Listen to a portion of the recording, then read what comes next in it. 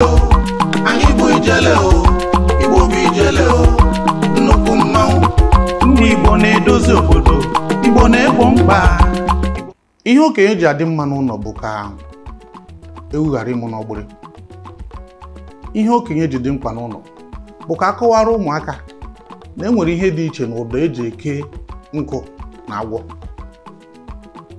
Ọ na-adị mkpa okenye nọ n'ụlọ ka agwa ụmụaka na ihe ahụ ha rigoro enu wee hụ na okenye anọrọ na n'ala wee hụ nke karịrị ya. Na ijele nke ụbọchị tata anyị bịakwutere oke mmadụ n'ala Igbo bụ nke ọ bụrụ na akpọ aha ya onye ọbụla bụ onye Igbo amarana. Unu mara na ijele bụ ebe anyị na-enwetara unu mmemme dị iche iche, aha mkparịta ụka dị iche iche, bụ ebe ọ na-abụ ọ bụrụ na ige ntị ọfụma isi na-emụta ihe maka na Igbo nweziri etu ọ dị ugbu a. Nna ikwu deme ndewo maka iwepụta ohere nye anyị mara na aka dị gị n'ihe. Biko anyị mara ọfụma enwere ụmụaka ikekwa ụmụaka na-amacha ha ọfụma, biko kọdaro n'anya na onye bụ. Well, aha wụ Emmanuel Chukwuemeka Iwuanyanwu, awụ nwa afọ Igbo, akwanụ m onye kwesịrị ike na abịa na Nigeria bụ ndị Igbo so na ndị tụrụ ntọala Nigeria. Ha so na ndị magba mbọ na-enye aka n'ihe na ihe ọbụla ka Nigeria gaa n'ihu. Mgbe m bụ ụmụaka m na-agba ọsọ n'ihi na m agba ọsọ oge ha na eme sports, mgbachie ike win prize n'ihi na ndụ a ga-asọ onye Igbo dara. M na-agụ akwụkwọ, m ga-agba mbọ ka nwee distinction n'ihi na ndụ a ga-asị onye Igbo dara. Ndị Nigeria kwanyere n'ugwu ugbo atọ national honor. Ahụbeghị m ọtụtụ mmadụ, but Nigeria nyere m akwanyere m ugwu. Enwere m national honor nke MFR, Member Federal Republic. Enwere m national honor nke OFR, Officer Federal Republic. Nigeria mene Commander Federal Republic. I have 3 national honors. So Nigeria akwanyere m ugwu. I'm an engineer. Ebe an engineering, all engineers anọ na mmọrụ dị iche iche. Research m n'ihe gbasara flexible pavement, ihe gbasara asphalt concrete, also na ihe ndị eji arụ ọrụ taa. So ndị engineers taa ha na-enwe annual lecture series in my name. Every December, first week of December, every year na-enwe Chief Engineer Dr. Iwuanyanwu annual lecture series. A na-eme ya every year. It's an honor akwanyere m. Bịakwa n'ala Igbo, I'm the only person Igbo niile gbakọrọ kpọọ aha eji aga mba. I got up 80-something years. So at my age now, aga m asị obi m ụtọ. Ana m ekele Chineke ọbasi nọ n'elu otu o si doo m site n'afọ nne m ruo oge ugbu a. Igbo bụ ijele o, anyị bụ ijele o, Igbo bụ ijele o, nnukwu mmanwụ. Kedu ebe mmiri si wee opi ụgbọgọrọ? Mmiri na ụdị na ọ dị ka gasị na enwere ụmụ mghasa kịta, onye agbara aga ebe onye agbara aga ebe a. Achọrọ m ka ị mara na oge ahụ Igbo enweghị any secondary school. Oge mere ihe o nwere ọtụtụ ndị part Nigeria ndị nwechara ma secondary school, nwechara graduates even 18-something, but Igbo enweghị. The first graduate pụtara n'ala Igbo ebe 1925. The first secondary school ndị Igbo nwere wụ Dennis Nwere Grammar School Onitsha, Methodist College Uzuakoli, and then Hope was nke nọ na Calabar. And the school ndị a bịara between 1922 and 1925. Now, ị ga-ahụ that na o nwere ihe mere ndị bịara late bịa bizie in 1960 mgbe anyị nwere independence. Ebezie n'ihe gbasara ịgụ akwụkwọ ndị Igbo awụrụ number 1. Abịa ihe gbasara ndị amị, mgbe ndị ọcha n'ala achọ onye ga-hand over amị, enye agụ irozi onye Igbo. Ekwu mgbe ha ga-enye onye police, enye ya edet oweji okwu ọhụụ onye Igbo, tọọ onye Akwa Ibom, ndị ụmụnna ya ebe a. Bọta niile wucha Eastern Nigeria oge ahụ, ọjakwa ndị ahụ ile na-ewu otu. Abịakwa na ndị niile pansek, ndị Igbo nọ ya. So abịakwa na business, ndị Igbo abịakwala wụrụkwa ndị ama aha. So oge nwere ihe mere ya ihe chọpụtara ndị Igbo nwere ịdị n'otu, ha enweghị ịdị n'otu, obi ha wụrụ otu nke edukeshọn. Mgbe ndị ọcha bịara kọwa ihe gbasara mmụta, ndị Igbo ewere mmụta dịka ihe oke ọnụ ahịa.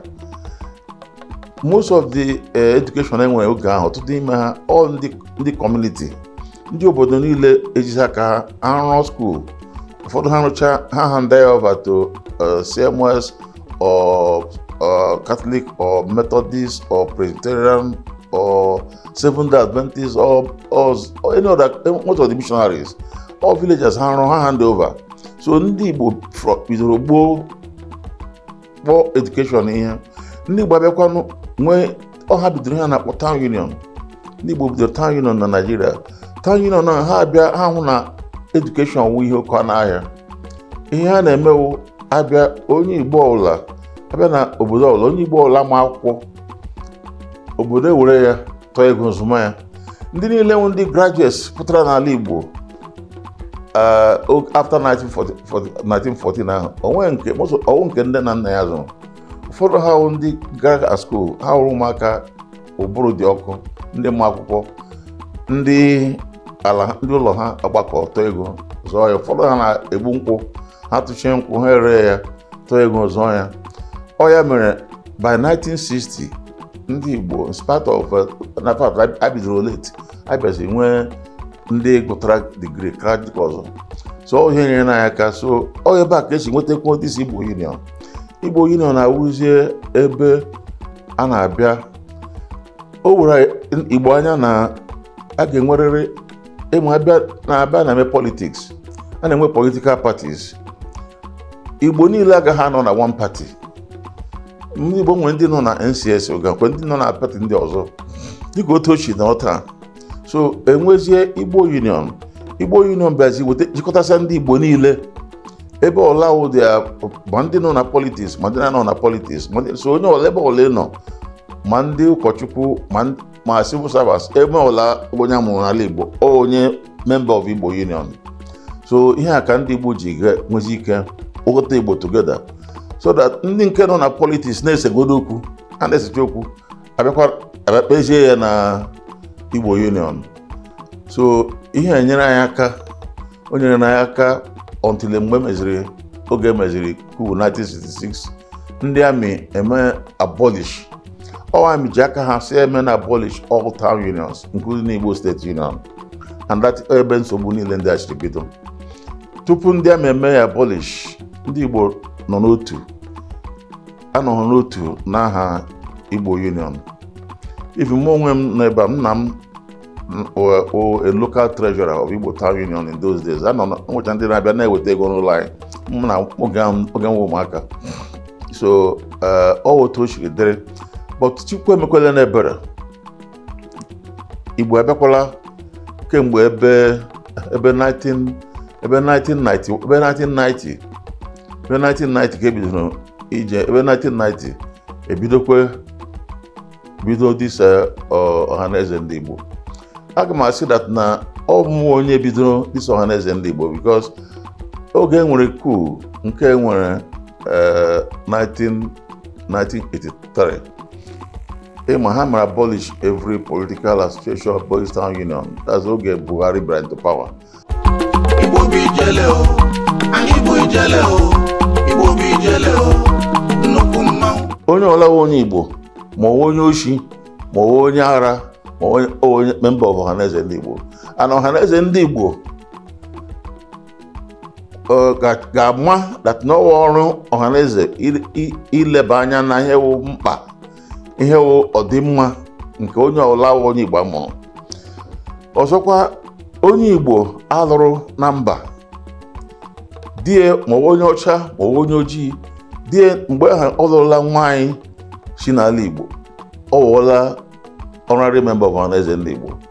Ụmụ niile ha ga-amụ na ebe ha wụcha ha ndị Ohanaeze ndị Igbo. Na ịbịakwa na ọkwa na ịlọ nwaanyị alụrụ ọwụọla member, dide alụrụ ya. Ugbu a kwa kemgbe m bara M&M restructure Ohanaeze very well.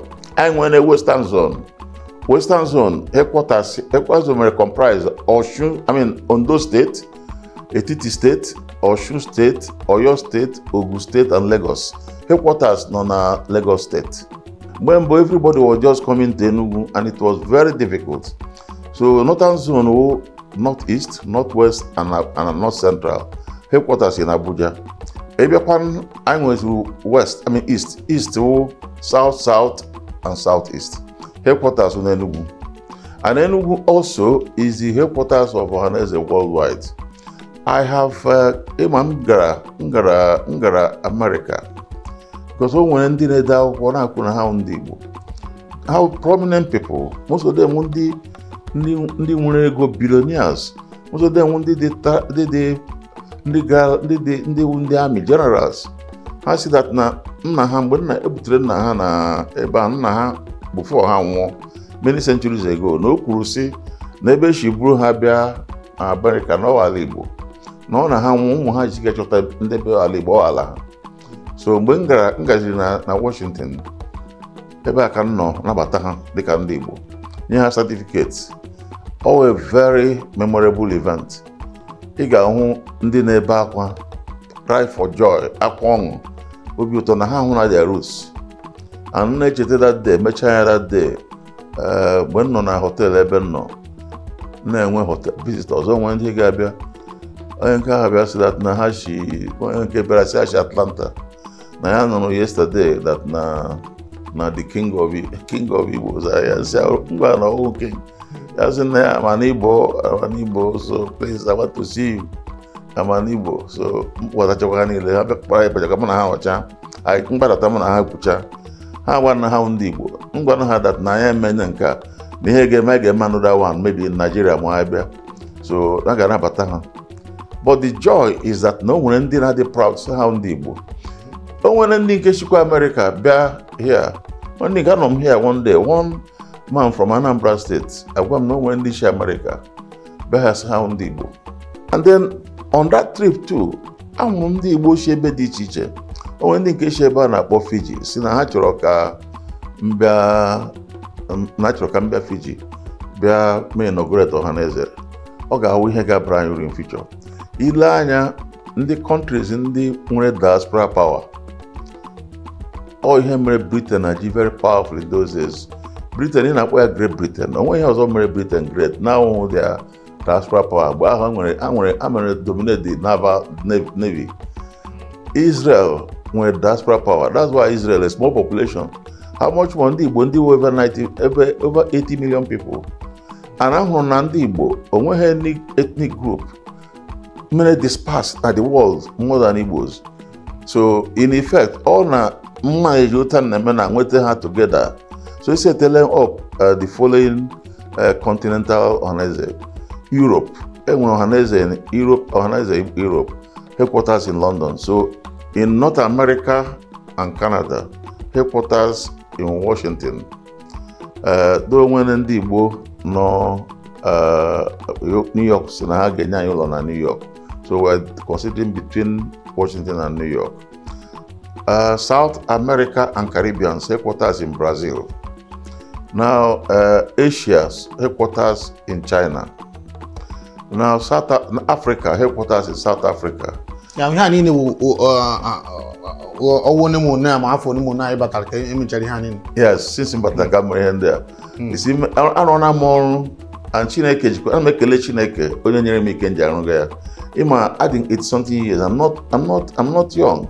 But that nkwere na ihe awo Chineke jiri m. Okwa aka mbi na arụ ya. Nkwara na na kemgbe bidoro m ihe a arebe m ọrịa. So nkwesịrị ike na Chineke na edum. Igbo bi jele o. Anyị bụ ijele o. Igbo bi jele o. Nnukwu mmanwụ. And ugbu anyị na plan ịrụ Ohanaeze headquarters na Enugu. Governor ekwere nkwa na ga-enye anyị ala not far from Okpara Square. And I ga-arụkwa ebe ahụ Museum of African History, Museum of Nigerian History, and a Hall of Fame. And of course, in my last year, because kemgbe any group na-enye akwanyere the heroes ugwu. The younger ones agaghị believe na agakwanyere ugwu ma ha suffer. Oya ka m ji last year set up a committee and a National Honors Award. And a National Honors Award honor all our people who suffered sick. Ojukwu, Okpara, Dennis Osadebe, everybody, including some of, even including wine, Madika Miriam Babangida, no Yanaki headquarters na Asaba. Nandi was only Nenugu last year. Even him Nenugu that day. People were crying for joy. Memory of all their wives and children, grandchildren, not bachelor. You know, already the flag and the certificate. Oh, it was a very big event on 29th of September last year.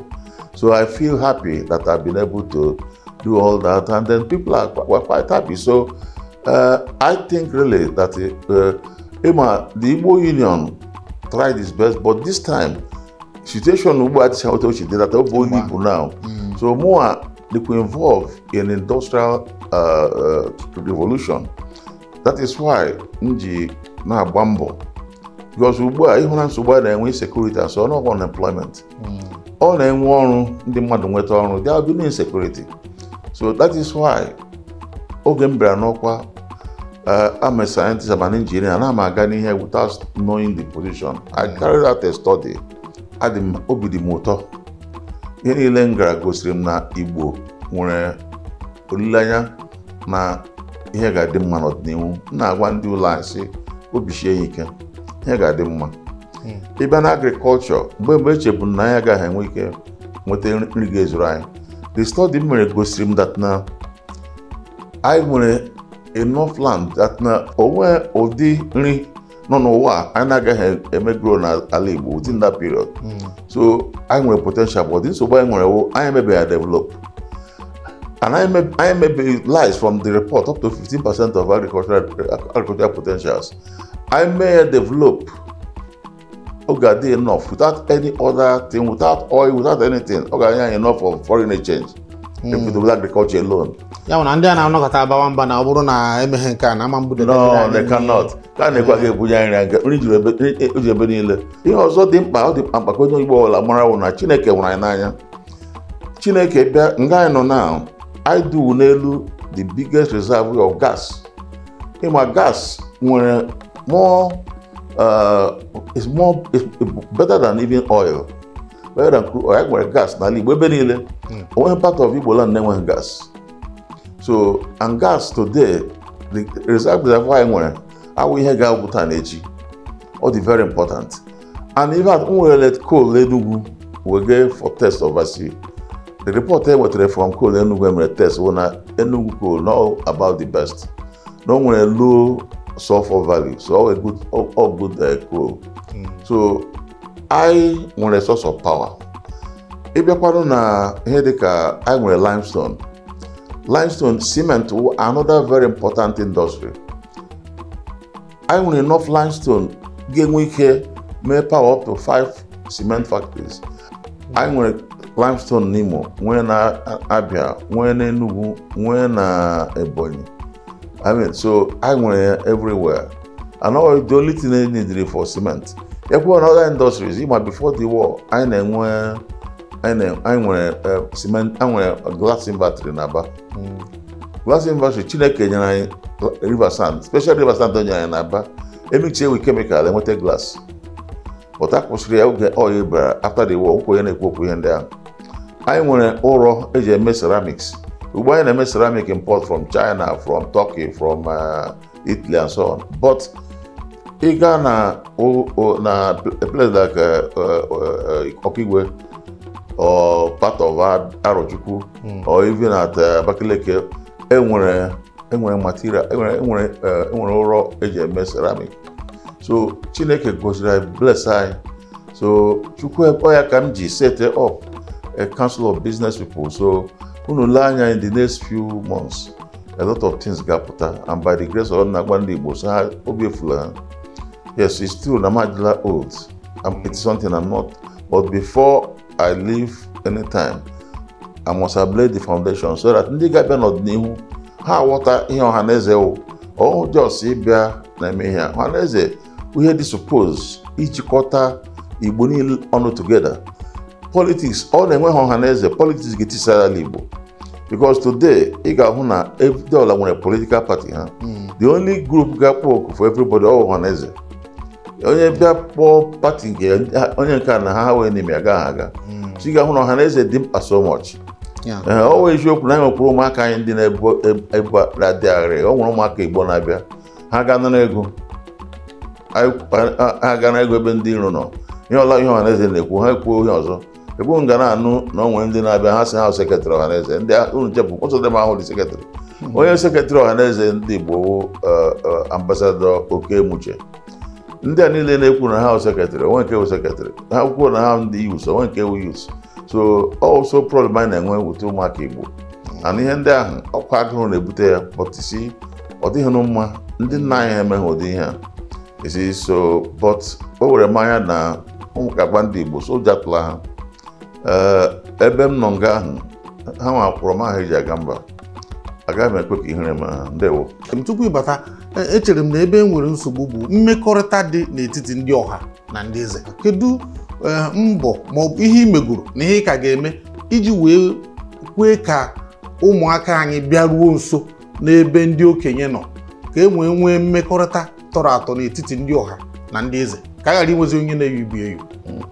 ọ bụ nna ndị Igbo taa onye wụ nna ihe ga-ama ahụ naanị ndị ọma onye Igbo ma onye ọma ma onye ọjọọ ọnwa m onye Igbo ma onye oshi ma ọ na-agba ama ọnwa m so ihe m ga-eme akwara ihe m na-eme kemgbe onye rịọ ha sị ha bịa ụfọdụ n'ime ha na-ekwuru na agụụ na-agụ mụ ndị ke m ga-agbalili nye nri ọ dịghị otu onye enwe ike inye ọha niile nri ana ịmake Naijiria ugbu a akarịala ọ bụghị ihe na otu onye ga-ebuli mkpa Naijiria na-akarị ka m bịa na wọk ihe gbasara ndị ka m ji na-ebute ndị business people together ugbu a o nwere ihe anyị mere structure now anyị ga-form a council of business leaders onye ọbụla nwetara employ up to say 50 people n'ala Igbo anyị ga-eme admit into the council of business leaders Igbo bụ ijele o anyị bụ ijele o Igbo bụ ijele o nnukwu mmanwụ ụmụ Igbo na-edozi obodo